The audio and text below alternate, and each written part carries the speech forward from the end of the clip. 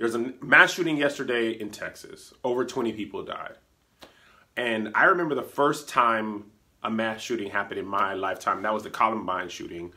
I remember thinking, oh my gosh, this is the most terrible thing ever. I was in high school at that time. I was just like, what is going on? We've got to do something. How do we prevent this from happening? Metal detectors and all that stuff. But I never thought like that would happen again. Same thing with September 11th. I never thought, that was so traumatic and devastating. I never thought, anything would happen like that again. And immediately after September 11th, there was like sweeping changes for the airport. I'm talking about the next time I flew, you had to take your shoes off, and then, 3.4 ounces on the plane. And then they introduced those machines, and that became like, oh, the TSA. The TSA wasn't even a thing before. It was, you could walk people to the gate. If you weren't flying, you could walk them all the way to the gate. You could meet them at the gate when they got off the plane. There was a lot of things that happened. But immediately after September 11th, there were sweeping changes in the airport. And although, people were upset, why do I have to do, 3.4 ounces? And why can't I go to the gate and all that? People didn't want another September 11th to happen, so you accepted it. You were like, okay, look, I don't want that to happen again. They like reinforced the doors on airplanes. You can no longer wait at the front of an airplane. You can only wait in line at the back. There's a whole bunch of sweeping changes. So that didn't happen immediately after Columbine. And there was a couple years before another mass shooting, and then there was another one, and then there was Sandy Hook, and kind of actually this thought first came to my mind after Sandy Hook. When Sandy Hook happened and there wasn't an immediate sweeping policy change, I was like, okay, children died in a school and there was no sweeping policy change. Children died. So now we've had, in the last 6 weeks, Las Vegas and then Texas. And the worst part about Texas, and I don't say this, I am terribly sorry about everybody who lost their life and whose lives are all changed. But when I saw the news about Texas, I realized it didn't hit me as hard as Columbine or Sandy Hook or the Denver theater or when Dylan Roof killed the black people in the church. Yesterday, it hit me as another piece of news. Not a new piece of news, not a tragedy that is foreign to me. It just was like, oh, another one. And that's when I realized, it's the repetitive narrative of mass shootings that desensitizes you. The media, same thing happens, right? San Bernardino shooting happens. He's a brown guy. He's Muslim. Let's look into his life. Let's find out who this guy is. Let's go out, tear his life apart. Who are his friends? Who are his loved ones? When did he get here? All that stuff, right? Shooting in Las Vegas. He's a white man. He's a lone wolf. He's depressed. He was going through that. He was going through this and that. He was, going through life. Same thing with the guy yesterday. He was depressed or he was this and that. Politicians, thoughts and prayers, thoughts and prayers, thoughts and prayers. Honestly, I'm a Christian, and I was like, it's enough thoughts and prayers. It's enough thoughts and prayers. I love God. I believe in God.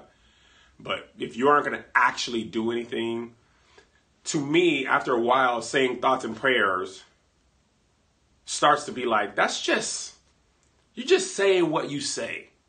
Like when somebody passes away, you didn't really know the person that passed away. You're like, terribly sorry for your loss. You might mean it, but after a while, thoughts and prayers means like, I don't know, this is what I have to say, and I didn't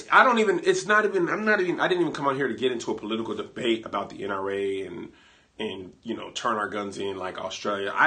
I'm talking about how I feel. This is just how I feel. I felt like, man, is this just something that happens? Just like in third world countries or in the Middle East, car bombs are just a thing that happens. You know, sometimes in cartel countries, kidnapping is a thing that happens. Is this just like something that happens? Like, is this a casualty of having to live in America? I thought about going out and getting a gun, and I'm not even like a gun person. I've handled a gun twice in my life. Once at the shooting range. I'm not even that guy, but as a father and husband, I'm like, I'm at church, we're at school, we're at the mall. Like, what if somebody's gonna shoot at me or my family? Am I willing to kill someone? These are thoughts that I didn't think I would have to, grow up living or thinking. So, and honestly, I have thoughts on what could change, but I think, to be quite honest, I think gun culture is so ingrained in America. The NRA is so powerful. The gun ownership power is so powerful. And most importantly, the people who pay politicians to be silent about this apparently have more money than the other people. There's this Twitter guy who every time a mass shooting happens and a politician thinks thoughts and prayers, he puts how much money the NRA gave this person. So he'll say, John Doe, senator from Wyoming, who just said thoughts and prayers, he'll say, John Doe accepted $10,654 from the NRA, and that's why all he's ever going to say is thoughts and prayers. And when a politician is lobbied by someone, they're not going to go against that money. Unfortunately, in America, you can pay for votes and policy and law, or at least the influence. We vote for people, right? But the people who pay their campaigns are the ones that help them decide what they're going to vote for and what they're not going to vote for. And the bottom line is, like most things in life, if it doesn't affect you or hasn't affected you, there's no real reason for you to feel differently about it. There was a country singer who was performing at the Las Vegas massacre, and he was like really pro-gun, pro-NRA, pro, assault rifles, Second Amendment, all that stuff. Until a friend of his got shot in the mass shooting. And then he realized, oh man, maybe this isn't a great policy. Maybe we should do something different. And I felt like this for a long time until it happened to me.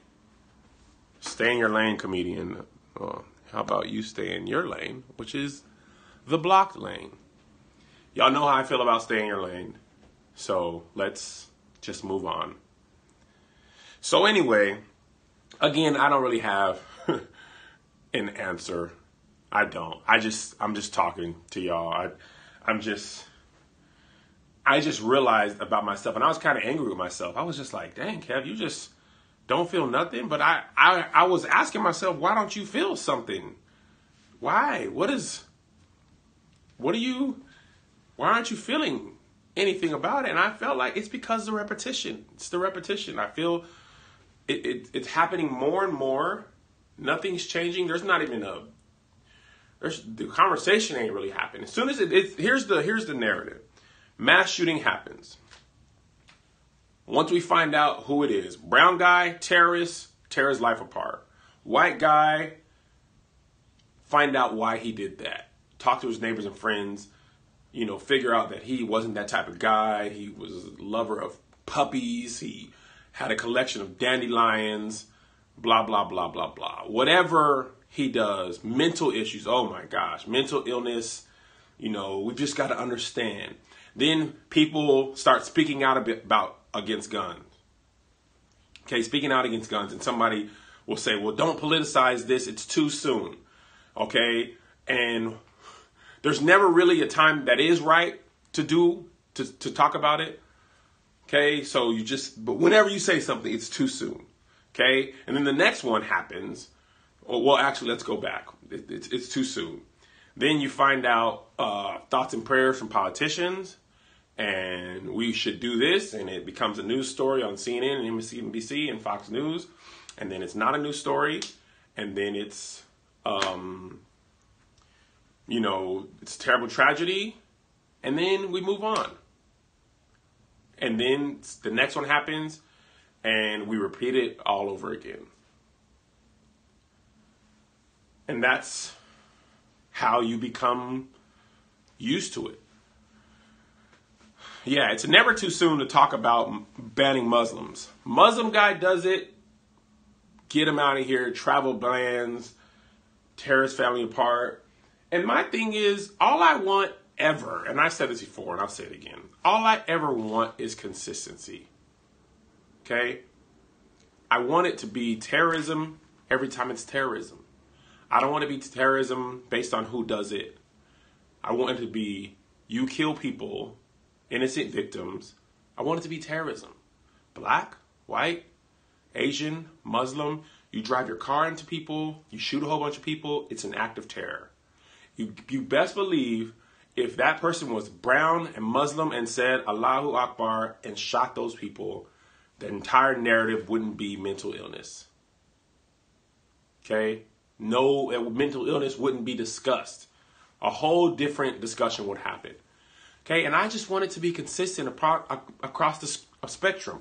Let's just treat all these cases the same. Let's not seek to understand when it's a white guy.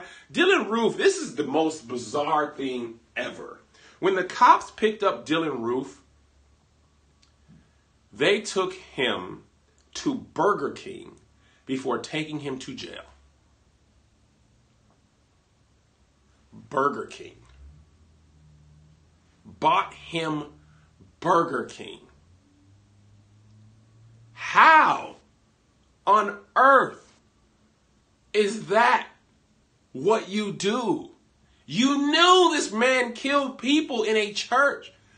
And you was like, hey man, before we stop by, drop you off at the jail, do you want a Whopper Jr.? You know, they got the Western bacon cheeseburger going on right now. That's the one with the barbecue sauce and the French onions. You wanna make sure he's good on the food tip? After the murdering is it's an energy expending thing. He murdered all those people in cold blood. Got to make sure he eats. I mean, well, God forbid we put him in jail hungry. You know the jail food ain't good. Come on, man. Let's make sure the baby eats. He had to reload, kill people. Let's make sure the baby eats. So anyway, I love you guys. Had to get that off my chest before I can make a funny video.